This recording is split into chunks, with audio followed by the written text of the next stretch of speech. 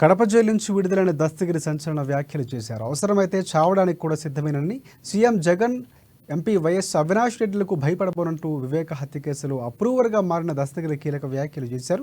వివేకాను ఎవరు చంపారో చెప్పి ఓట్లు అడగాలని చెప్పారు.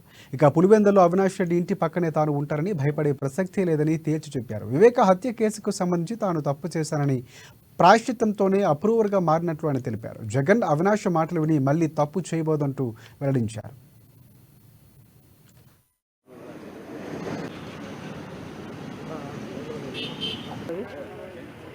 కొట్టిన తర్వాత నీ చావు ఇంకా జైల్లోనే నువ్వు చూసుకొని, నీ వెళ్ళం పిల్లలను కూడా మేము జైలుకి వేస్తాము. మేము చెప్పిన మాట వినకుంటే నీకు ఇప్పటికైనా ఆప్షన్ ఉంది. నువ్వు ప్రెస్ మీట్ పెట్టి ఒక్క మాట చెప్పు, నీకు ఎంత కావాలంటే అంత డబ్బులు మేము అరేంజ్ చేస్తాము. ఎమ్మెల్యే సుధీర్ రెడ్డి అయినా మాట్లాడతాడు, లేకుంటే అవినాష్ రెడ్డి అయినా మాట్లాడతాడు, మేము చేస్తాం, నీకు నువ్వు ఇబ్బంది పడద్దు అని చెప్పడం జరిగింది. ఆ యొక్క మాటలను నేను తిరస్కరించిన.